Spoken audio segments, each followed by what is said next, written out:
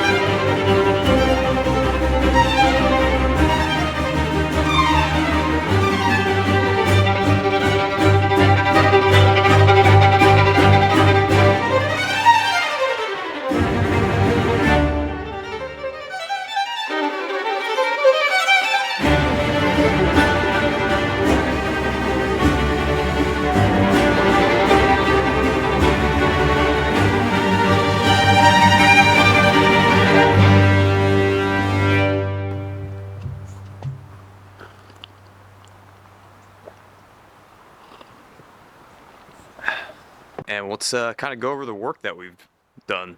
So my friend who actually has a lot of experience with woodworking, was so kind to come and help me out.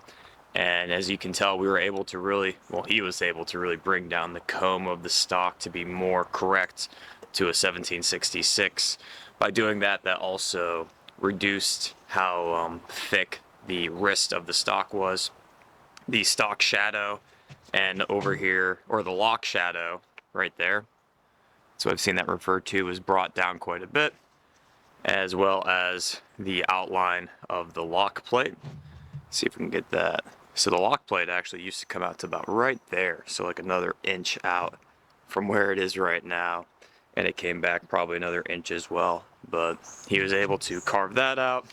Also on the flip side of the lock plate, where the side plate was held in, he was able to get that in. And as we move forward, I kind of took it from there because it's the easy stuff and I'm still learning everything. I was able to use a wood file, and then some 80 grit sandpaper to really bring down this wood to allow the barrel bands to come off. So yeah, this is day 2. I don't know how many hours. Probably 6 or 7 or 8 hours in right now of the first musket attempt. So with the stock having been filed and sanded down, I'm going to wrap that up. That's the first part of the video. Let me know what you guys think down below. You have any comments, questions, see something I could have done better or something I could have added, or if you have any questions, leave that down below. If I don't have an answer, I'm sure somebody else in the comment section will help you along. It seems to be a very productive comment section that we have been able to build on this channel, so very excited to see what everyone says. In the second part, I'll be going over how I dulled the metal parts, the metal fittings, the barrel, and the lock and the side plate, and then as well as how I'm going to stain the stock with Aquafortis. And then after I'm done staining the stock with Aquafortis, I'm going to go in and finish the rest of the piece to get to this. And then I will be comparing it to an original French infantry musket, model 1766, to see how close I was able to get this veteran arms gun to that one to compare. So until next time, take care.